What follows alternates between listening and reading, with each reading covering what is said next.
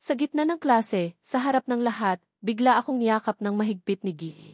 Luningning, ang lakambini ng aming paaralan, at hinalikan ng mariin habang tumutulo ang kanyang mga luha. Sinabi niya, nakita na kita. Salamat sa Diyos. Maaari bang ito na ang tadhana? Noong nakaraang buhay, ginamit ko ang lahat ng aking lakas upang iligtas si Gi. Luningning mula sa isang rumaragasang truck, at ako ang bumagsak sa lupa. Ang aking katapangan ay umantig sa langit, at nagising ako 16 na taon ang nakalipas, sa loob ng aming ika-4 na taon sa mataas na paaralan. Mula noon, nagulo ang lahat. Ang lakambini ng paaralan, na malamig ang pakikitungo, at ang aking katabi sa upuan, ay araw-araw akong ginugulo. Magkatabi tayo sa upuan, kaya normal lang na magkahawak kamay. Magkatabi tayo sa upuan, kaya normal lang na magkasabay kumain. Hindi ito araw ng mga puso, kundi araw ng mga katabi sa upuan na sama-samang kumakain. Kung malalim ang pagkakaibigan ng magkatabi sa upuan, hindi naman siguro masama kung maghalikan, di ba? Isang gabing umuulan ng malakas, may rumaragasang truck na papalapit. Nakita kong malapit na nitong mabangga ang isang babaeng nakapayong na nakatayo sa bangketa sa aking harapan. Halos wala sa sarili akong tumakbo papunta sa truck at ginamit ang lahat ng aking lakas upang itulak ang babae. Sa pagkakataong ito, nakita ko ng malinaw ang kanyang mukha, si Luningning, ang aking katabi sa upuan noong high school. Isang matinding sakit ang dumating na parang alon. Nagising ako at nakita kong nasa loob ako ng isang maliwanag na silid-aralan. Ito ang unang tag-init ng taong 2007. Ako ay nasa ika-4 na taon ng high school sa paaralang sekundarya ng Bagong Pag-asa. May kaunting panghihinayang at pagkamangha sa aking puso. Ngunit mas nangingibabaw ang pananabik at pagtataka. Kung mabubuhay ako muli, maaari kong punan ang maraming panghihinayang noon at maaari ko ring subukang mamuhay ng mas mahusay. Kung gayon, dapat kong pasalamatan ang kaibigan kong matagal ko nang hindi nakikita, na iniligtas ang buhay ko sa aming muling pagkikita, ang aking katabi sa upuan, ang lakambini. Dahan-dahan akong nagising at lumingon sa aking tabi. Nakayuko ang babae sa kanyang mesa, tila natutulog ng mahimbing. Kahit na magkatabi kami sa upuan, dahil sa aking mahiyain at mapagkumbabang pag-ugali, at karaniwan lang ang aking mga marka, lalo na sa harap ng aking katabi sa upuan na kinikilala bilang lakambini, mas naging insecure ako at hindi ako nangahas na magsalita. Sa loob ng 3 taong magkatabi kami sa upuan, halos hindi ako nakapagsalita ng higit sa 3 pangungusap kay Luningning. Hindi ko man lang nagawang sumulyap sa kanya. Kahit na nawalan ako ng isang buhay, nakakuha naman ako ng pagkakataong mabuhay muli. Kaya, walang utang na loob ang sinuman sa atin. Nanding! Bakit ka natutulog sa klase? Isang galit na boses ang nagmula sa aming guro sa unahan, si Jen, Magdaan, na galit na tumingin sa akin. Ang lakambini kong katabi sa upuan ay tila nagising sa sigaw na ito. Dahan-dahan siyang nag-angat ng ulo, kinusot ang kanyang mga mata at naghikab. Nang tingnan ko ang aking katabi sa upuan, ang lakambini, wala sa sarili rin siyang nag-angat ng ulo at tumingin sa akin. Mula sa aking pananaw, bigla kong napansin na ang malamig na lakambini ay biglang natigilan, tila nakakita ng isang bagay na kamangha-mangha. Pagkatapos, ang kanyang mga mata ay mabilis na namula at may mga luhang nagbabadyang tumulo. Bago pa ako nakapag-react, sa ilalim ng mga nagtataka at hindi makapaniwalang mga mata ng aming guro, si Jen, Magdaan, at ng buong klase. Ang mahirap lapitan na lakambini ng paaralang sekundarya ng Bagong Pag-asa ay biglang nagbukas ng kanyang mga braso at tumakbo upang yakapin ako ng mahigpit. Ang sandali ay tumigil na parang huminto ang mundo. Kaagad pagkatapos, parang sumabog ang buong klase. Ang malakas na ingay ay tumabon sa hikbi ng lakambini habang sinasabi niya sa akin, nakita na kita. Sa pagkakataong ito, ako ay lubos na naguluhan. Napakaraming impormasyon. Ang aking utak ay parang natigilan. Isang segundo bago, ipinagdiriwang ko ang aking ika-negatibo 34 na kaarawan. Si Nanding ay nagligtas ng isang tao sa kalsada at tinamaan ng isang truck. Isang segundo pagkatapos, muli akong isinilang sa silid-aralan 16 na taon ang nakalipas. Bago pa ako lubos na matunawan ang kamangha-manghang pagbabagong ito, sa sumunod na segundo, umiyak ang aking katabi sa upuan at tumakbo upang yakapin ako ng mahigpit na nagsasabi ng isang bagay na hindi ko maintindihan. Sa pagkakataong ito, parang sasabog ang aking ulo sa pag-iisip. Maaari bang isa itong bitag? Hindi ko pa lubos na naiintindihan ang sitwasyon. Ang aming guro, isang babaeng nasa edad 50, si Jen, Magdaan, ay malapit ng magalit.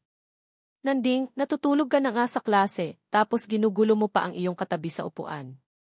Ang aking mga kaklase ay galit din, na may mga matang parang mga palaso na nakatutok sa akin. Napakawalang hiya mo, Nanding. Akala ko pa naman mabait ka, tapos manggugulo ka lang pala sa aming lakambini. Kung kaya mo, sa akin mo gawin. Natigilan ako sandali at agad na nagising. Mabilis kong itinulak ang lakambini mula sa aking mga bisig. Ma'am, mali po ang inyong akala.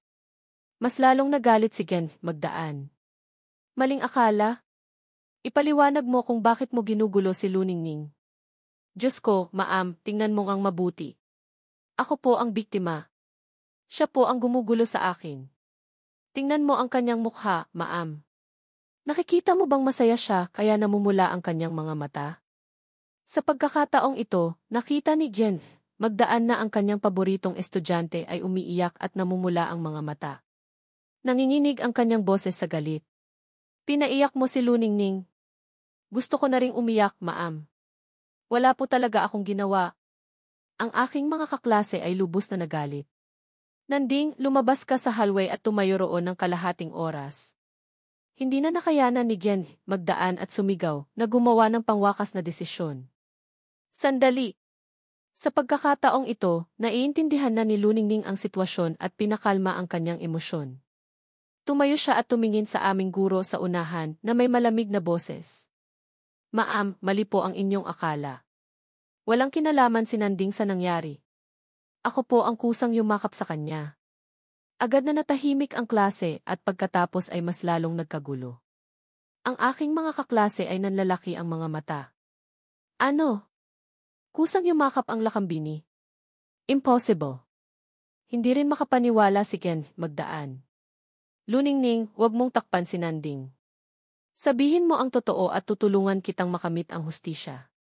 Nanatili pa ring malamig si Luningning. Hindi ko siya tinatakpan. Nanaginip ako ng masama at natakot ako. Hindi ko sinisisi si Nanding. Naunawaan ng aking mga kaklase. Tama. Walang lakas ng loob si Nanding na gawin iyon. Nanaginip ang lakambini at natakot kaya yumakap na lang. Ang saloobin ng aking mga kaklase ay nagbago mula sa galit tungo sa paninibugho.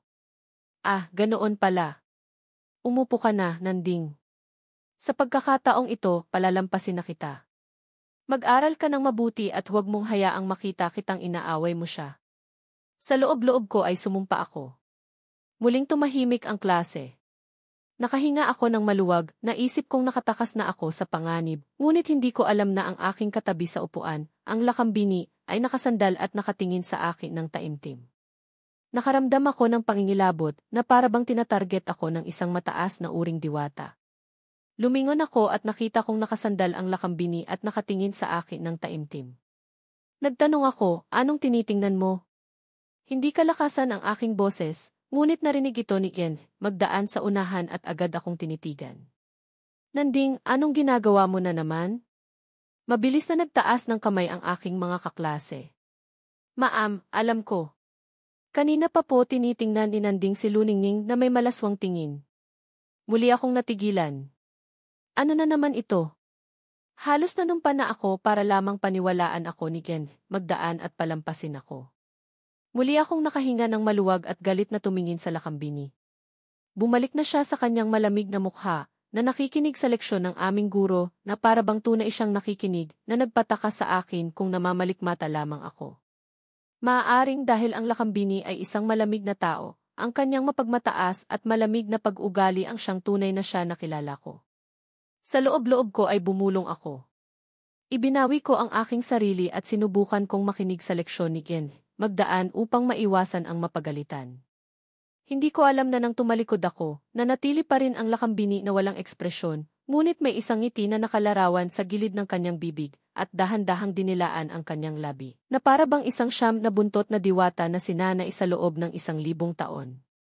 Sa likod na hanay, sa ikatlong grupo, may isang lalaking estudyante na palihim na sumusulyap dito. Sakto niyang nakita ang panandaliang kagandahan ni Luningning. Halos hindi na siya makaupo ng matuwid. Hindi nagtagal, hindi na napigilan ni Luningning ang kanyang sarili at palihim na lumingon upang tumingin sa akin. Habang tumatagal, mas lalo siyang nagugustuhan. Kung tutuusin, bago siya muling isinilang, nabasa na niya ang lahat ng aking mga tala-arawan, kabilang na ang mga litrato at gantimpala sa aking silid, at alam niya ako, tulad ng kanyang palad, pangalawa lamang sa aking mga magulang. Hindi ko na matiis. Mula nang magsimula, nakaramdam na ako ng pangingilabot, na para bang tinatarget ako ng isang diwata. Kahit na hindi ako lumingon, malinaw kong nararamdaman ang kanyang magagandang mata na tumitingin sa akin nang walang pag-aatubili. Ngunit sa tuwing lilingon ako, palaging mas mabilis ang lakambini sa akin at babalik sa kanyang malamig, seryoso, at mapagmataas na ekspresyon. Sa sandaling ibawi ko ang aking tingin, mararamdaman ko na naman ang kanyang tingin na bumabalik sa akin. Lilingon na naman ako at makikita ko ang malamig na lakambini na seryoso tulad ng dati na nakatuon sa pakikinig sa leksyon at walang anumang kahinaan. Paulit-ulit na nangyayari iyon, hindi ko napigilan ang aking sarili na mapangiti at magsulat ng isang piraso ng papel at ipasa ito sa kanya. Anong gusto mong gawin? Bahagya lamang sinulyapan ng lakambini ang papel na may walang ekspresyon. Ilang sandali pa, ibinalik niya ang papel sa akin. Sa likod ng papel ay nakasulat, bawal magpasa ng papel sa oras ng klase. Sumuko ako. Ang galing! Hindi ko alam na sa pagkakataong ito, ang panlabas na malamig na si Luningning ay may isang taong nasa loob ng kanyang puso na nag-cheer at naglilibot sa buong lugar. Anong gagawin ko? Natutunaw na ang puso ko. Tinawag niya akong ate. Sa wakas ay dumating na ang break time. Para akong may spring sa aking puwit at mabilis na tumayo at tumakbo palabas ng hallway upang huminga ng sariwang hangin. Nakakapagtaka, sa loob ng isang klase, ilang beses akong palihim na tiningnan ng lakambini. Kung hindi ko alam na ang kanyang pag-ugali ay malamig at isa siyang ice goddess, tiyak na maghihinala akong sinasadya niya ito. Sa pagkakataong ito, lumapit sa akin ang isang lalaking estudyante sa klase na may isang nakangiting mukha at itinaas ang kanyang hinlalaki. Nanding, ang galing mo. Nakuha mo ang puso ng lakambini. Ang galing. Ang pangalan ng taong ito ay Buboy, ang kalahati kong matalik na kaibigan sa high school. Mayroon siyang nakakatawang pag-ugali at gustong-gusto niyang makipag-usap. Malungkot akong sumagot, wala talaga akong ginawa. Kusang loob niya iyon. Naintindihan ni Buboy ang ibig kong sabihin at tumango. Naiintindihan ko. Kung tutuusin, isa siyang sikat na lakambini ng paaralang sekundarya ng Bagong Pag-asa. Maraming nanliligaw sa kanya. Wala kang kumpiyansa at hindi ka karapat-dapat sa kanya.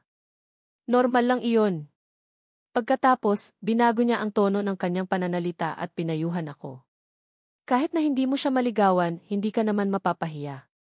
Sa katunayan, mas mabuti pa iyon kaysa maging alipin para kay Neneng.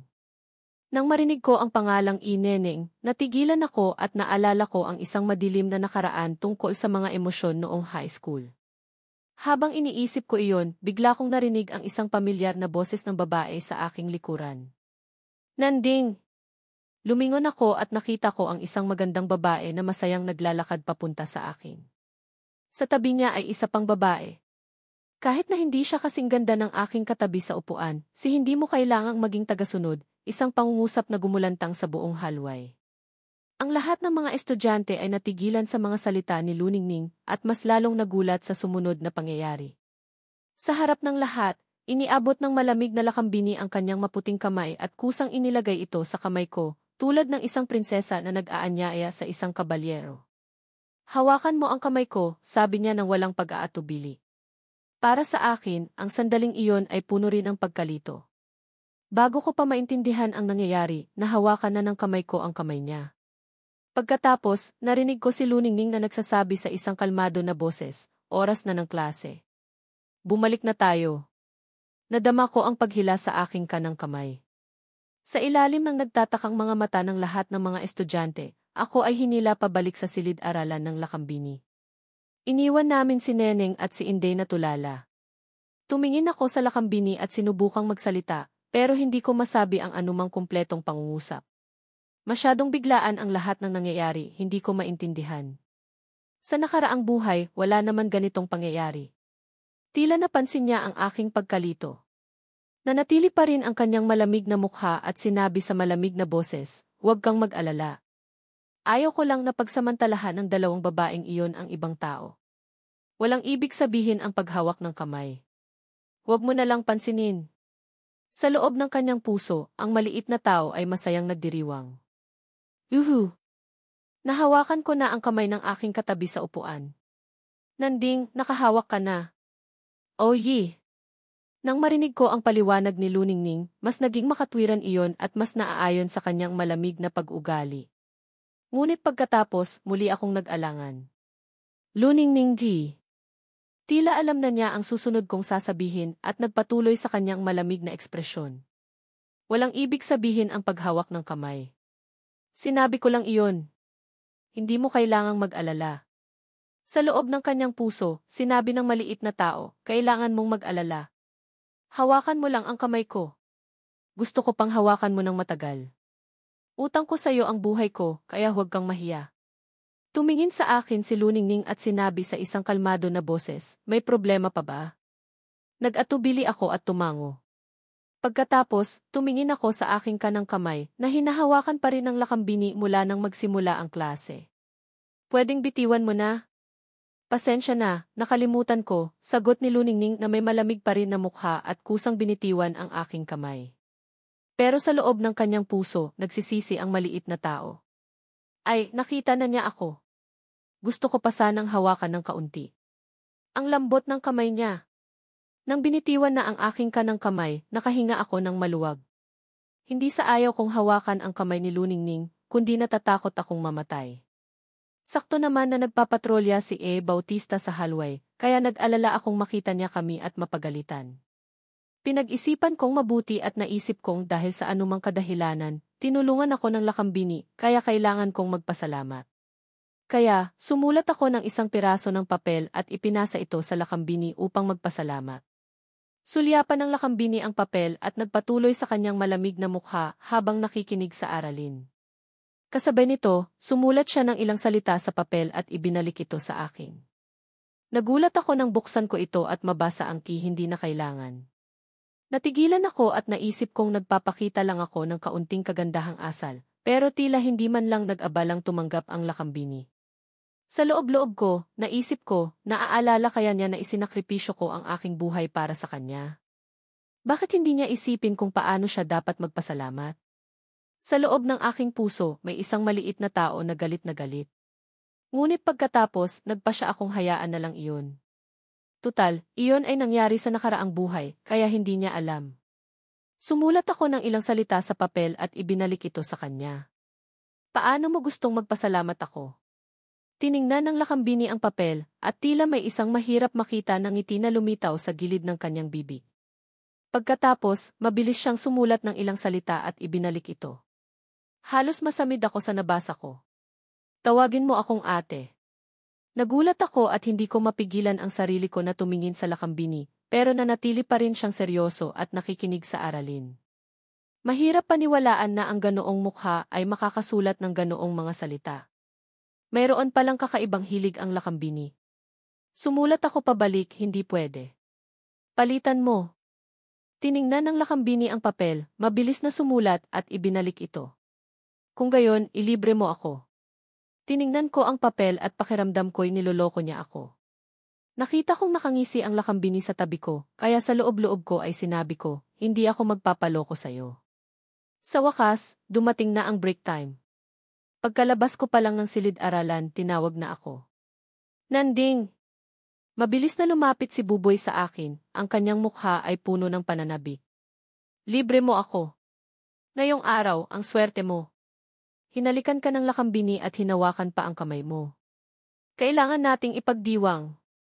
Ako ang manlilibre." Biglang lumitaw ang isang magandang figura. Tiningnan ni Luningning si Buboy nang walang anumang ekspresyon at pagkatapos ay tumingin sa akin. "Lilibre mo ako." Ang kanyang boses ay kalmado, ngunit ang kanyang sinabi ay parang isang bomba na 500 kilo. Natigilan si Buboy. Ang kanyang masayang halakhak kanina ay biglang tumigil na parang may bumara sa kanyang lalamunan. Tiningnan ko si Buboy, itinuro ang sarili ko, at sinabi, siya ang manlilibre. Kumunot ang noo ni Luningning at tumingin kay Buboy. Ikaw ang manlilibre. Nataranta si Buboy at tanga-tangang tumango. Ako ang manlilibre. Ngunit nang makita niya ang malamig na tingin ni Luningning, bigla siyang nanginig at bumulong, lilibre ba talaga ako o hindi? Tumingin si Luningning kay Buboy. Hindi ka manlilibre. Agad na tumango si Buboy. Tama, tama. Hindi ako manlilibre. Nanding kayong dalawa ang kumain. Kailangan ko nang umuwi dahil manganganak na ang nanay ko. Pagkatapos, tumalikod siya at tumakbong palayo, iniwan akong tulala. Anong klaseng kalokohan iyon? Ito ang pinakamataas na antas ng panlilinlang. Nasiyahan si Luningning at binalik ang kanyang tingin sa akin na may kalmado na ekspresyon. Kain na tayo. Wala na akong magagawa kundi sumunod sa kanya. Nang makita ko ang masikip na eksena sa harap ko, nahulaan kong dahil sa nagtagal ang nakaraang klase, mahirap na humanap ng upuan sa kantina. Tumingin ako sa lakambini. Kumain na lang kaya tayo sa labas ng gate. Tumango ang lakambini. CJ. Pagkatapos, bahagyang sinuklay niya ang isang hibla ng buhok sa kanyang tainga. Ang simpleng kilos na iyon ay nakapagpatigil sa maraming mga lalaking estudyante na dumadaan. Nakatitig sila sa kanya. Hindi ko napigilan ang sarili ko na tumingin din sa kanya. Nang mapansin niya ang aking tingin, umangat ang kanyang kilay na parang nagtatanong kung gusto kong hawakan ang kanyang kamay. Nagulat ako at mabilis na umiling. Sa unang araw ko ng pagiging muling isinilang, ayaw kong bugbugin ako ng aking mga kaklase dahil sa paninibug ko. Kaya, tumalikod ako at tumakbong palabas ng gate. Tiningnan ni Luningning ang aking tumatakbong likod at bahagyang ngumuso. Masyado pa rin siyang nahihiya. Ngumiti siya at marahang sumunod. Masaya rin siyang biruin. Sa gate ng paaralan ay matatagpuan ang sikat na kainan na Anlan, na kilala sa malalaking serving at nakabubusog na pagkain. Ang tanging problema ay mas mahal ito kaysa sa kantina ng paaralan. Dahil mayroon akong 100,000 bawat linggo, nararamdaman ko ang malaking pinansyal na pressure. Sa muli kong pagsilang, ang aking katawan ay bumalik sa 18 taong gulang, na mas bata, ngunit ang aking pitaka ay naging mas payat din humanap kami ng bakanting mesa at umupo. Tiningnan ko ang menu na nakasulat sa dingding. Ginisang baboy na may sili, 6,000, nilagang baka na may patatas, 8,000, bola-bola, 9,000. Ang mahal. Naramdaman kong manhid ang aking anit. Sa sandaling iyon, tinawag na ni Luningning ang may-ari at nag-order. Isang ginisang muton na may sibuyas, 14,000. Pagkatapos, lumingon siya sa akin at nagtanong, anong gusto mo? Naramdaman kong kumirot ang puso ko. Ginisang itlog at kamatis na lang ako, 5,000. Iyon ang pinakamurang pagkain sa menu. Kumunot ang noo ni Luningning. Ganyan ka lang kakain? May sakit ka ba? Sa loob ng aking puso, ang maliit na tao ay galit. Sa edad na ito, dapat kang kumain ng karne upang lumaki. Sumagot ako, okay lang ako. Allergic ako sa karne. Sa loob ng maliit na tao, nagsisiiyak. Ang totoo, allergic ako sa kamahalan. Sulyapan ako ni Luningning at sinabing nagsisinungaling ako. Nagpasya siyang palitan ang aking ginisang itlog at kamatis sa nilagang baka na may patatas. Nag-order rin siya ng 2 bote ng soft drink, binuksan ang isa, at inilagay ito sa harap ko.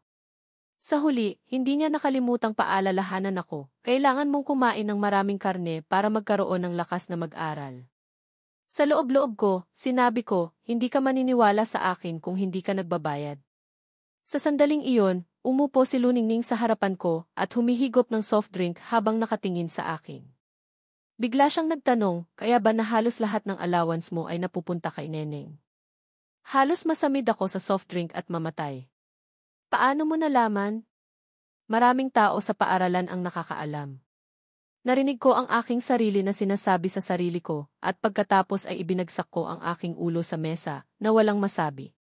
Kaya, ang pagiging tagasunod ko ay kumalat na sa buong paaralan. Tiningnan ako ni Luningning at tahimik na nag-isip na may nararamdaman pa rin ako para kay Neneng. Kaagad siyang kumunot ng noo. Hindi dapat iyon. Masyado kang simple para harapin ang isang tusong babae tulad ni Neneng. Kung hindi ka mag-iingat, lolokohin ka niya hanggang wala ka nang natitira. Nagpasya si Luningning na turuan ang kanyang tangang katabi sa upuan ng isang leksyon. Huminga siya ng malalim, hinintay akong iangat ang aking ulo, at pagkatapos ay nagsimula siyang magsalita. Sa edad na ito, normal na magkaroon ang mga lalaki ng malabong mga pangarap tungkol sa pag-ibig. Ngunit kahit na ang mga lalaki ay lumalabas, kailangan pa rin nilang protektahan ang kanilang sarili. Ang mundo ng pag-ibig ay mapanganib. Huwag kang basta-basta magtiwala sa matatamis na salita ng ilang babae. Bago mo pa malaman, magsisisi ka na. Nang marinig ko ang kanyang mga salita, lumitaw ang isang malaking tanong sa aking isip. Tinuturuan ba ako ng lakambini tungkol sa pag-ibig? Ang word. Nang makita niyang hindi ako kumbinsido, tumawa ng mahina si Luningning. Hindi ka kumbinsido? Sa tingin mo ba matalino ka at hindi ka maluloko? Tumawa ako. Siyempre. Ako ay muling isinilang. Ako ay 18 taong gulang na may 34 taong gulang na kaluluwa. Wala pang nangyayari sa akin. Hindi ba't dapat magturo sa akin ang isang babaeng hindi pa ganap na nagpasya sa mga bagay? Sa sandaling iyon, bago pa ako tuluyang makatawa at magpaliwanag, sinabi na ng lakambini ang bawat pagkakataong ako'y naloko, mula sa insidente ng sinabi, hanggang sa oras, lugar at tiyak na nilalaman. Tulala akong nakinig. Parang 1,000 ligaw na kabayo ang dumadaan sa aking isip. 2 salita lamang ang natira, aba. Nang makita niya akong natigilan, may bahagyang ngiti si Luningning sa kanyang labi. Marami pa. Gusto mo pa bang magpatuloy ako? Pagkatapos, itinaas niya ang straw at marahang humigop ng soft drink. Wala nang mas nakakatakot pa kaysa sa isang taong nagpapaalala sa iyong madilim na nakaraan sa harap mo. Sa unang araw ng aking muling kapanganakan, ako ay lubos na napahiya. Ang tingin ni Luningning ay lumipat sa akin, kaya nagpa siya akong aminin ang pagkatalo. Suko na ako. Nahihiya ako. Ibinagsak ko ang aking ulo sa mesa. Ebidensya na isa nga akong tapat na tagasunod sa loob ng 3 taon ng high school. Walang paraan para itanggi iyon. Bigla akong nag-angat ng ulo at tumingin sa lakambini, nagtataka. Paano mo nalaman ng detalyado? Nanatili pa rin ang kanyang malamig na mukha nang sumagot siya, maraming tao ang nakakaalam. Muli kong ibinagsak ang aking ulo sa mesa. Pangalawang pagkakataon ko na itong napahiya. Nang makita niya ako, bahagyang umiti si Luningning at bumalik sa kanyang seryosong ekspresyon. Ngayon alam mo na, mangako ka sa akin na huwag kang magpapadala sa panlilinlang. Lumayo ka sa mga babaeng katulad niya. Seryoso akong tumango. CJ. Nasiyahan si Luningning sa aking saloobin at patuloy na kumain. Sa edad na ito, dapat magtuon ang mga lalaki sa pag-aaral. Kailangan nilang magsikap na makapasok sa isang magandang unibersidad. Iyon ang mahalaga. Sumagot ako, tama ka. Kaya kung lalapit ulit sa'yo si Neneng, huwag mo na siyang pansinin. Okay. Kung may ibang babae na gustong makipagkaibigan sa'yo, matutong tumanggi. Okay. Kung may malalaman kang babae sa klase o sa ibang seksyon na may gusto sa'yo, sabihan mo kaagad ako. Walang problema. Nang marinig ko iyon, naramdaman kong may mali. Tumingala ako at tumingin sa lakambini. Bakit kailangan kong sabihin sa'yo kung may mga babaeng gusto sakin? At bakit hindi ako pwedeng ilibre ng ibang babae, pero ikaw pwede? Hindi nagbago ang ekspresyon ni Luningning. Ako ang president ng klase. Responsibilidad kong subaybayan ang kalagayan ng pag-aaral ng mga estudyante sa klase upang matiyak na hindi ito maapektuhan. Tungkol naman sa paglilibre, magkatabi tayo sa upuan, kaya normal lang na sabay tayong kumain. Tulala akong nakatingin sa lakambini. Malamig ang kanyang mukha at hindi siya nahihiya. Ngunit nang isipin ko na ang malamig na lakambini ay nag-aalala sa akin dahil sa kanyang responsibilidad at kabaitan, hindi ko napigilang maantig. Tumingin ako sa lakambini at sinabi ng taimtim, salamat sa'yo. Sa loob ng maliit na tao, tumatawa siya at gumugulong sa sahig. Nanatili pa rin ang kalmadong mukha ni Luningning. Wala iyon. Responsibilidad ko iyon. Kung gayon, paano ako magpapasalamat? Kaagad na pawi ang nag-uumapaw na emosyon na halos masamid ako. Nagtanong ako, paano mo gustong magpasalamat ako? Nag-isip sandali si Luningning at sinabi sa isang kalmadong boses, tawagin mo akong ate. Nagalit akong tumingin sa lakambini. Hindi pwede. Hindi na ako tatawag. Kung hindi ka tatawag, ako na ang manlilibre. Nang marinig ko iyon, hindi nagbago ang mukha ni Luningning. Tumango lang siya ng bahagya, tumayo at kusang hinaplos ang aking ulo. Pagkatapos, kalmadong sinabi, tapos na akong kumain. Matapos siyang umalis, tulala akong nakatingin sa kanyang likod. Bigla akong napagtanto na hinaplos ng lakambini ang aking ulo. Kasabay nito, ang panlabas na malamig na si Luningning ay lumabas sa kainan, ngunit sa loob ng kanyang puso, ang maliit na tao ay masayang nagdiriwang. Yehey! Matagumpay kong nahaplos ang ulo ni Nanding. Ang saya-saya ko. Ang lambot ng buhok niya. Sa susunod, hahaplos ulit ako. Pagkalabas namin ng kainan, pumunta kami sa isang convenience store na malapit.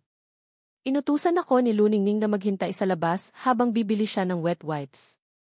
Ang pagpunta sa pamimili kasama ang isang babae ay karaniwang nagpapahiwatig ng ilang pagiging malapit, ngunit nanatili pa rin si Luningning sa kanyang malamig na ekspresyon at nagpaliwanag ng makatwiran.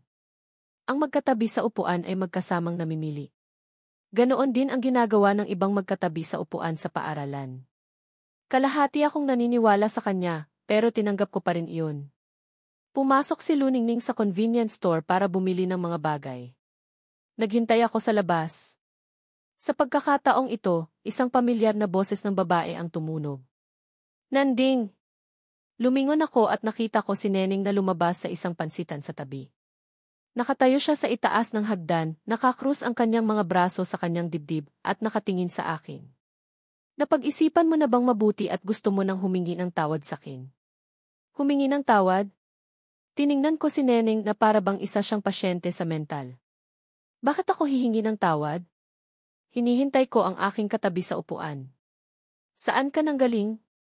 May tiwalang umiti si Neneng. Ikaw? Karaniwan kang kumakain sa kantina. Bakit ka pa pupunta sa labas ng gate ngayon kung hindi dahil hinihintay mo ako? Bakit mo pa itatanggi? Tumawa ako. Ang taas naman ng tiwala mo sa sarili mo. Hindi kita hinihintay. Tumawa muli si Neneng na para bang alam na alam niya ang aking puso. Hindi mo ako hinihintay. Kung gayon, sino ang hinihintay mo? Nanding, alam ko ang mga laro mo. Alam kong gusto mong pagselosin ako, kaya inaya mo si Luningning dito para magpanggap. Sa tingin mo ba papaniwalaan ko? Nang marinig ko ang pangalang Ti Luningning, naalala ko ang sinabi niya sa akin sa kainan. Tama ang sinabi ng lakambini. Makisama sa mga ganoong tao ay mas nakakapinsala. Nagtamad akong magsalita. Tama, tama. Alam mo ang lahat. Pagkasabi ko nito, umalis ako. Hinihintay ko ang isang tao. Ang aking pag-ugali ay nakapagpagulat kay Neneng at galit na sinabi, Nanding, anong klaseng pag-ugali iyan? Sasabihin ko sa'yo, ito na ang huling pagkakataon ko na bigyan ka ng pagkakataon. Humingi ka ng tawad kaagad, kung hindi, magsisisi ka. Sakto naman na lumabas si Luningning mula sa convenience store. Nang marinig niya ang galit na boses ni Neneng, tumigil si Luningning at tahimik na tumayo sa tabi ng pintuan, tahimik na nakikinig ng hindi nagpapakita ng kanyang sarili. Gusto niyang makita ang resulta ng leksyong itinuro niya sa kanyang katabi sa upuan. Nang marinig ko ang babala ni Neneng, tinaasan ko ang aking kilay. Anong pagsisisi ang sinasabi mo? May tiwalang umiti si Neneng. Kung hindi ka hihingi ng tawad, mula ngayon, hindi na kita papansinin. Hindi na kita kakausapin. Kahit na gusto mo akong hanapin, hindi kita papansinin. Ang relasyon natin ay tapos na. Tumango ako. Ang galing.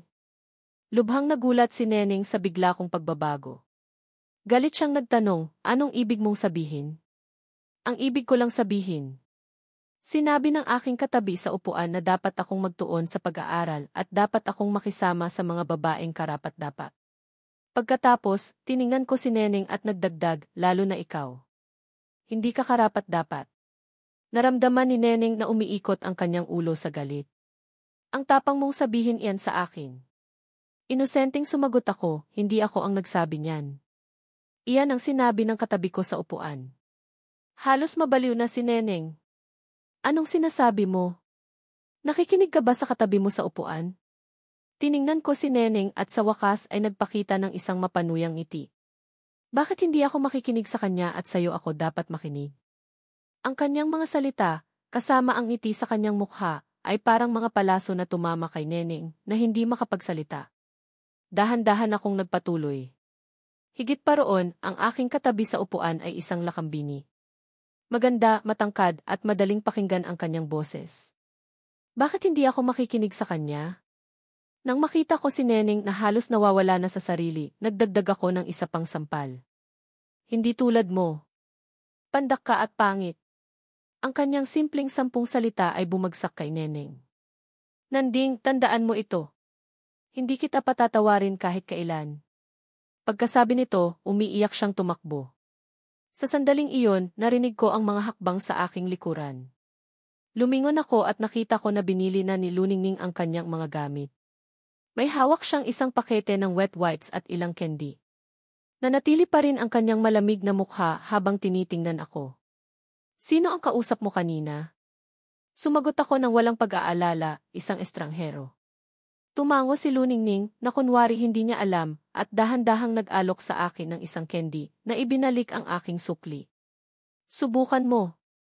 Sa loob ng maliit na tao, nakangiti siya ng matagumpay habang pinapanood niya akong balatan ang candy at ilagay ito sa aking bibig. Naalala ko ang mga salitang binitiwan ko kanina, ang aking katabi sa upuan ay isang lakambini, maganda at matangkad. Sa aking isipan, hindi ko napigilang magdagdag ng isang pangungusap, sobra pa ang swerte ko. Siyempre, narito ang binagong bersyon ng iyong kwento na isinasaalang-alang ang kultura at mga pangalan ng Filipino. Hindi ko maiwasang mapangiti ng palihim. Ang daldal ko rin minsan pero matamis din naman. Sa klase, bahagya akong napalingon kay Maria Clara, ang pinakamagandang dilag sa klase, na katabi ko. Tinitigan ko ang kanyang maamo, ngunit seryosong mukha habang nakikinig sa guro. Hindi ko maiwasang isipin kung para sa kanya, napakalayo ko. Ang mga grado ko ay palaging nasa average o mas mababa pa. Ngunit sa pagkakataong ito, iba na ang lahat. Para bang may naisip akong maganda, kaya napangiti ako ng may kumpiyansa. Maya-maya, may papel na inabot sa akin. Huwag kang humiti dyan. Makinig ka sa guro, nakasulat doon. Huling subject na ng hapon, klase sa GM. Tumayo sa harapan ang aming gurong si Gen Reyes at seryosong nag-anunsyo na mayroon kaming mock exam sa susunod na linggo. Kailangan daw naming mag-aral ng mabuti dahil sa nakaraang exam, ang seksyon namin ay pangalawa sa pinakamababa. Nakakahiya raw ito. Sa faculty room, halos hindi raw siya makatingin sa ibang mga guro. Walang umimik sa aming mga estudyante, walang gustong magsalita at mapagalitan. Nang marinig ko ito, naalala ko ang nangyari sa dati kong buhay, kaya bahagya akong natigilan. Biglang may tumawag sa aking pangalan. Juan Miguel. Nagulat ako at napatayo. Nang tumingin ako sa harapan, nakita ko si Gen Reyes na galit na nakatingin sa akin. Nakikinig ka ba sa akin? Alam mo ba kung ano ang nakuha mo sa nakaraang mock exam? Bagsak ka sa lahat ng subject. Sa 49 na estudyante, pang negatibo 44 ka. Sabi niya habang nagingit-ngit sa galit. Sa susunod na mock exam, kailangan mong tumaas ng at least 20 puntos. Kung hindi, tatawagin ko ang mga magulang mo. Nang marinig iyon, maraming estudyante ang tumingin sa akin ng may panunuya. May isang lalaki pa nga na tumawa ng malakas. Para bang wala akong naririnig, sabi ko, susubukan ko. Susubukan kong tumaas ng 200 puntos. Dahil sa sinabi ko, hindi napigilan ng buong klase ang pagtawa. Ang isang lalaki sa harapan ko ay halos hindi na makahinga sa kakatawa at itinuro ako. 200 puntos. Bakit hindi mo na lang sabihing tataas ka hanggang langit? Sa tingin ko, swerte ka na kung tumaas ka ng 2 puntos. Pagkatapos ay tumingin siya kay Gen Reyes at tumawa. Ma'am, alam ni Juan Miguel na walang gustong magtutor sa kanya, kaya nagbibiro na lang siya para hindi kayo mag-alala. Napataas ang kilay ni Gen Reyes. Sige, mag-aral na kayong lahat. Kung may hindi kayo maintindihan, magtanong kayo sa akin o sa mga kaklase nyo. Hindi pa siya tapos magsalita, nang may malamig at pamilyar na boses ang nagsalita, hindi na kailangan maghanap ng iba. Ako na ang magtuturo sa kanya. Biglang natahimik ang buong klase. Tumayo si Maria Clara, ang Ice Princess ng buong paaralan, at lumapit sa akin. Tumingin siya sa mga estudyante ng may malamig na tingin, kaya yumuko silang lahat. Sa huli, tumingin siya kay Jan Reyes at kalmadong sinabi, "Tutulungan ko si Juan Miguel." Dahil dito, halos lahat ng estudyante ay nagulat. Ako rin ay natigilan. May kumpiyansa naman ako na kaya kong kumbinsihin ang lahat, pero hindi ko inaasahan na tutulungan ako ni Maria Clara. Sige, ipagkatiwala ko na kay Maria Clara ang pagtuturo kay Juan Miguel. Pagkatapos, tumingin sa akin si Jan Reyes ng may matalim na tingin. Juan Miguel, kailangan mong pahalagahan ang pagkakataong ito. Makinig ka kay Maria Clara. Kung hindi, ako ang makakalaban mo. Tumingin ako kay Maria Clara at mahinang sinabi, hindi mo naman kailangang mag-abala. Kaya ko namang mag-aral ng mag-isa. Pagkatapos, narinig ko ang malamig niyang boses. Huwag kang magkamali ng iniisip. Hindi ko gustong tulungan ka. Responsibilidad ko lang bilang class president at bilang katabi mo sa klase. Salamat, sabi ko. Walang anuman, sagot niya. Habang sinasabi niya iyon, nanatili siyang seryoso at walang emosyon, ngunit sa loob-loob niya, masaya siya. Sa wakas, magkakaroon ako ng magandang dahilan para maging malapit sa kanya. Pagkatapos ng klase, bumalik kami ni Jose sa classroom galing sa kantina. Nagpahinga saglit, nakita ko si Maria Clara dumating kasama ang tatlo niyang kaibigan. Napansin ko na sumusulyap sa akin at nagbubulungan ang mga ito. Umupo siya sa tabi ko at narinig ko ang malamig niyang boses, "Maghanda ka na." Anong subject ang gusto mong pag-aralan muna? Nag-isip ako saglit. Huwag na. Huwag ka nang mag-abala. Kaya ko namang mag-aral ng mag-isa. Tumigil siya saglit. Sa tingin mo, hindi mo kailangan ng tulong ko. Hindi ko pa nasasagot nang ilabas niya ang 2 test paper sa English. Sagutan mo ang 2 pagsusulit na ito. Kung wala kang 8 maling sagot, maniniwala akong kaya mong mag-aral ng mag-isa. Kinuha ko ang pagsusulit, sinulyapan ito at mumiti. CJ. Sa loob ng 20 minuto, natapos ko ang 2 pagsusulit at ibinigay kay Maria Clara. Mabilis niyang kinumpara ang mga sagot sa answer key. Sa unang pagkakataon, nakita ko ang pagtataka sa kanyang malamig na mukha. Hindi siya makapaniwala. Tama lahat ng 30 tanong. Matapos niyang suriin muli, hindi niya maitago ang kanyang pagtataka. Ang An High School sa kabilang bayan ay isa ring kilalang paaralan sa probinsya. Ang mga nakaraang mock exam nila ay mas mahirap kaysa sa English exam ng Gunan High School. Karamihan sa mga estudyante doon ay may 3 hanggang 4 na maling sagot sa bawat pagsusulit. Kahit si Maria Clara, na kinikilalang top student, ay may 1 maling sagot sa bawat pagsusulit. Ngunit ang katabi ko ay walang maling sagot at natapos pa ang pagsusulit sa loob ng 20 minuto. Tinitigan niya ako mula ulo hanggang paa ng may pagdududa. Kahit nabasa na niya ang diary ko sa dati kong buhay, hindi pa rin siya makapaniwala na kaya kong gawin iyon. Bahagya akong umiti. Naniniwala ka na ba ngayon? Sa unang pagkakataon, ako ang nanguna sa relasyon namin. Ang sarap sa pakiramdam. Gayunpaman, ang mga salita ko ay parang hamon para kay Maria Clara. Sumimangot siya. Hinahamon mo ba ako? Mabilis niyang ibinalik ang kanyang seryosong ekspresyon at kumuha ng isa pang test paper sa English. Tinakpan niya ang mga sagot gamit ang tape at ibinigay sa akin. Sagutan mo ito. Tumingin ako sa mga mata niya. Para bang may spark sa pagitan namin. Umiti ako ng may kumpiyansa. Walang problema. Sa pagkakataong ito, mabilis ko ring natapos ang pagsusulit sa loob lamang ng 1-0 minuto. Huminga ng malalim si Maria Clara. Mas lalong nagulat ang kanyang mga mata. Tama na naman lahat. Ito ay test paper para sa English competition na mas mahirap kaysa sa mock exam, maging si Maria Clara ay may 3 maling sagot. Sa loob-loob niya, nagulat siya. Siya ba talaga ang katabi ko? Kahit nabasa na niya ang diary ko, hindi pa rin niya maintindihan kung paano ko nagawa iyon. Nang bumagsak ako sa college entrance exam, napunta ako sa isang average na universidad. Kinailangan ng mga magulang ko na ubusin ang kanilang ipon para mapag-aral ako. Nang makita kong pumuti ang buhok nila, natauhan ako. Nagpursige ako sa pag-aaral habang nagtatrabaho. Matapos kong makapagtapos, naging guro ako sa isang sikat na tutoring center sa loob ng 3 taon at naging pinakamagaling na empleyado. Pangunahin kong tinuturuan ang mga high school students ng mga subject na tulad ng English, Filipino, Math, History at Science. Nang ihambing ni Maria Clara ang sagot, lumiwanag ang kanyang mga mata. Mali ka. Sinulyapan ko ang sagot. Hindi mali ang sagot. Mali ka. Naniniwala ka na ba ngayon? Sa loob-loob ko, tuwang-tuwa ako. Ang sarap sa pakiramdam na malampasan si Maria Clara. Sinubukan ni Maria Clara na maging kalmado. Hindi ka naman ganoon kasama. Pero hindi pa rin niya inaalis ang tingin sa akin. Paano ka biglang naging magaling? Handa na ako sa sagot na iyon. Hindi ako biglang naging magaling.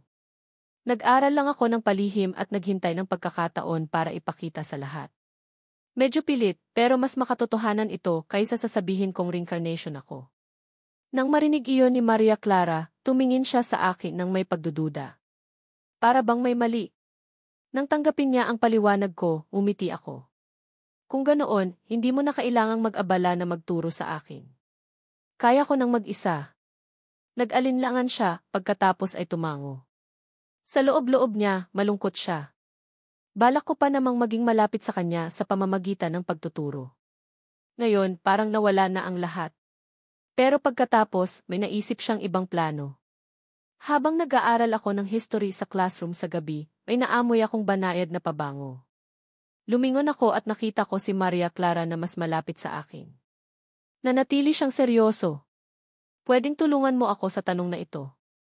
Ibinigay niya sa akin ang English test paper at itinuro ang isang comprehension passage. Hindi ko maintindihan ang bahaging ito. Naguluhan ako. Hindi niya maintindihan? Nagduda ako na minamaliit ko ang passage. Ibinaba ko ang ulo ko at nag-concentrate sa pagbasa. Tinitigan ako ni Maria Clara. Sa loob-loob niya, masaya siya. Kung hindi ko siya kayang turuan, hayaan ko siyang turuan ako.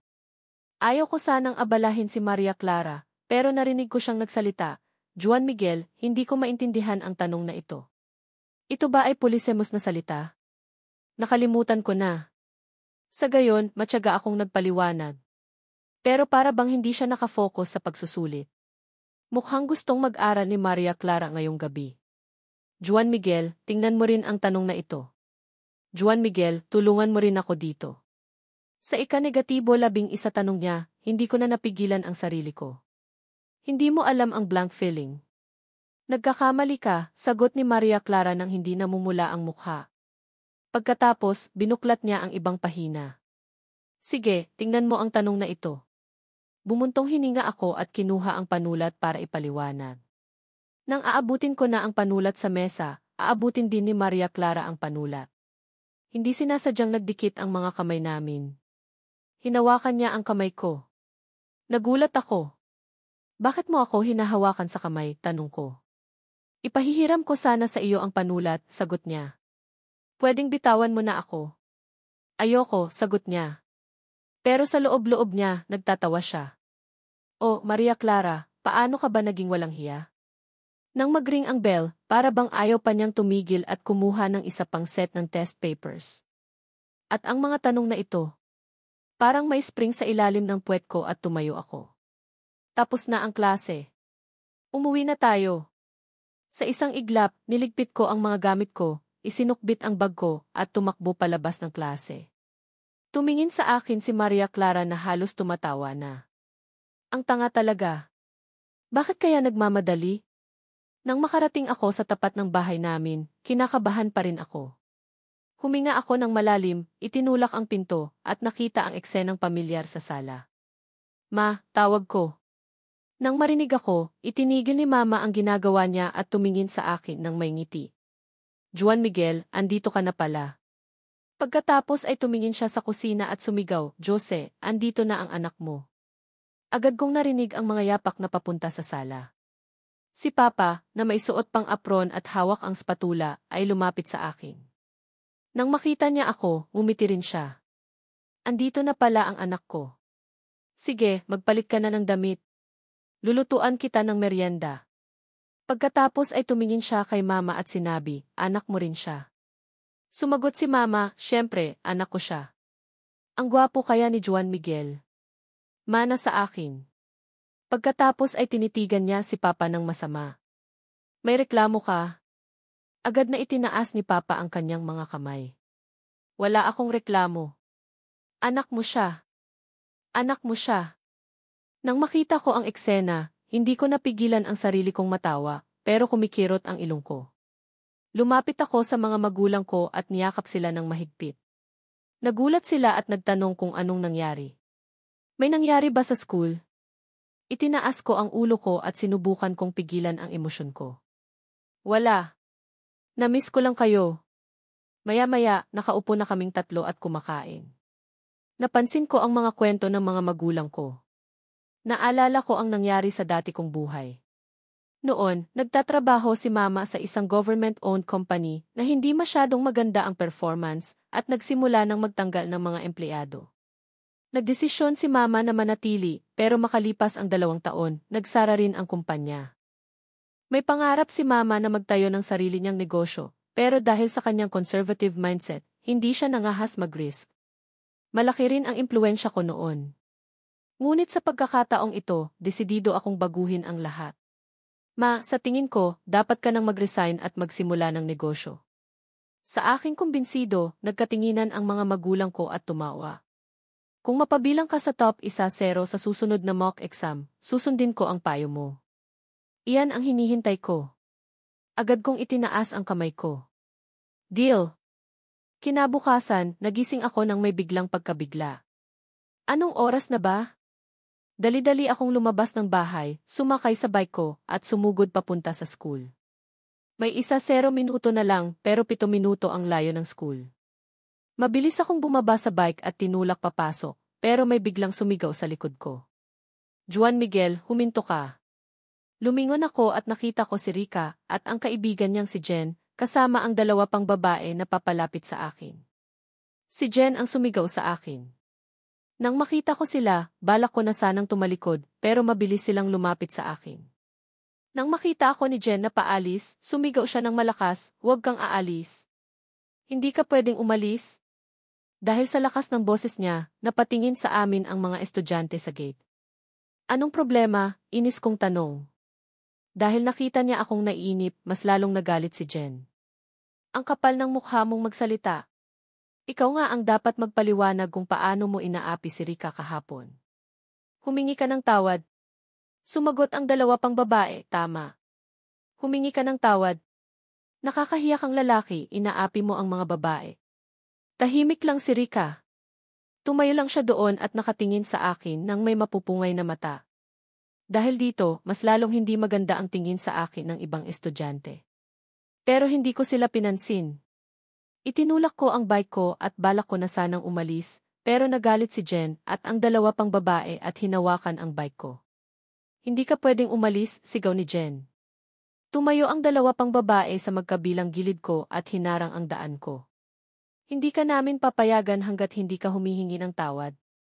Nakatingin lang si Rica sa akin nang may mapupungay na mata na para bang handa na siyang tanggapin ang paghingi ko ng tawad. Pero bigla akong sumigaw sa gate. "Sir!" Hindi nila ako pinapayagang pumasok sa klase. Dahil sa sigaw ko, natigilan si Jen at ang 2 pang babae. Nagulat din si Rica. May edad na lalaki na nakatayo sa gilid ng gate ang sumimangot at tumingin sa amin. Dahil nagulat sila, mabilis na binitawan ni Jen ang bike ko. Mabilis na umiwas ang 2 pang babae. Dahan-dahan kong tinulak ang bike ko at dumaan sa harap ni Rica at ng iba pang mga babae at pumasok sa school. Nang makita nila akong paalis, galit na sumigaw si Jen, "Juan Miguel. Hindi ka ba lalaki? Hindi ka man lang marunong humingi ng tawad. Kaya walang magkakagusto sa iyo." Katatapos lang niyang magsalita nang may malamig na boses na nagsalita, "Gusto ko siya." Agad na huminto ang isang black may batch sa harapan ng Gunan High School. Bumaba si Maria Clara sa kotse. Gaya ng dati, ang kanyang mahabang binti, malamig na aura, at pagiging maganda ay nakabibighani. Lumapit siya sa akin at kalmadong sinabi, "Malapit na tayong malate. Tara na." Sa gulat ng lahat, hinawakan ni Maria Clara ang kaliwang kamay ko at magkasama kaming pumasok sa school. Iniwan namin si Rika at ang ibang mga babae sa likod. Tumingin ako kay Maria Clara. Salamat, sabi ko. Balak ko na sana silang takutin, pero dumating si Maria Clara at tinulungan ako. Lalong-lalo na nang nakita ko ang ekspresyon ni Rika. Ang sarap sa pakiramdam. Nang marinig niya akong nagpasalamat, nanatili siyang kalmado. Walang anuman. Dapat lang magtulungan tayo. Tinulungan mo rin ako mag-aral kagabi. Ginawa ko lang ang parte ko. Huwag kang magkamali ng iniisip. Tumingin ako sa kaliwang kamay ko na hawak pa rin niya. Pwedeng bitawan mo na ako. Hindi nagbago ang kanyang ekspresyon at kalmadong binitawan ang kamay ko. Paumanhin. Nakalimutan ko. Umiti ako. Paalam. Mabilis kong itinulak ang bike ko papunta sa parking lot. Kung hindi ako nagmadali, malalate na talaga ako. Tinitigan ko ang likod ko habang itinutulak ko ang bike ko paalis. Nawala ang kanyang malamig na aura. Tumingin siya sa palad niya at mahinang sumimangot. Ang atat naman niyang bumitaw sa kamay ko. Ang hirap ba akong hawakan sa kamay? Matapos kong iparada ang bike ko, tumakbo ako papunta sa likod ng classroom. Buti na lang, hindi pa nagriring ang bell. Pagkalabas niya sa banyo, nakita niya ako at hinila ako. Juan Miguel, narinig mo na ba? Ngayong umaga, bumaba si Maria Clara sa may batch ng pamilya niya at hinawakan sa kamay ang isang estudyante. Dahil nagmamadali akong bumalik sa upuan ko para hindi ako makita ni Ian Reyes, sinabi ko, alam ko na. Ako yun. Pagkatapos, tumakbo ako papasok sa classroom. Nagtataka naman si Jose at hindi niya maintindihan ang nangyayari. Pagkarinig ng bell, pumasok sa classroom si Ian Reyes ng may seryosong mukha. Agad na kinuha ng mga estudyante ang libro at nagbasa ng malakas. Nakontento si Ian Reyes sa kanilang ginagawa. Nilibot niya ang classroom at lumabas. Pagkalabas ni Ian Reyes, humina ang boses ng mga estudyante. Marami sa kanila ang kumuha ng almusal sa bag nila at nagsimulang kumain. Kumalam din ang sikmura ko nang maamoy ko ang masarap na pagkain. Habang pinapanood ko silang kumain, napalunok ako. Sa kasamaang palad, naghintay pa ako para makabili ng pagkain. Nang binabalak ko pa ang gagawin ko, biglang may malamig na kamay na may hawak na onigiri at soy milk na inabot sa akin. Nagulat ako nang makita ko si Maria Clara na may seryosong mukha. Marami akong almusal. Binibigyan kita dahil sayang naman kung itatapon ko. Hindi ko napigilang mapalunok. Salamat! Nanatiling kalmado si Maria Clara at kinuha ang libro at nagbasa. Walang anuman. Magkaibigan naman tayo, kaya dapat lang na magtulungan tayo. Agad kong binuksan at kinain ang almusal ko. Hindi napansin na bahagyang umiti si Maria Clara. Sa loob-loob niya, masaya siya. Sa wakas, matagumpay kong pinakain ang katabi ko. Bago ang klase, pinangunahan ng class president ang pagkuha ng English homework namin. Tumingin si Lee, ang class secretary, sa mga homework paper na nakapatong sa desk. Nang dumako ang tingin niya sa isang partikular na papel, lumiwanag ang kanyang mga mata sa kasiyahan. Kinuha niya ang homework paper ko at naglakad papunta sa aming upuan. Tumunghay si Maria Clara at malamig na tinanong si Lee, anong problema? Ngumiti si Lee nang may paggalang. Walang problema sa homework mo, sabi niya. Pero ang katabi mo, malaki ang problema. Mas lumakas ang kanyang boses, na siyang umagaw sa atensyon ng maraming estudyante. Tiningnan ni Maria Clara si Lee at malamig na nagtanong, anong ibig mong sabihin? Bago pa man siya makapagsalita, nagtanong ako, anong problema sa homework ko? Hindi ko ikinatuwa ito dahil nagsikap akong tapusin ito at maganda ang sulat ko. Paano magkakaproblema sa gawa ko? Malamig na ngumiti si Lee. Wala kang ebidensya. Tiningnan ako ni Lee nang may pagkaawa. Juan Miguel, huwag ka nang magmatigas pa. Bilang class secretary, napanood ko na dati ang iyong ginawa.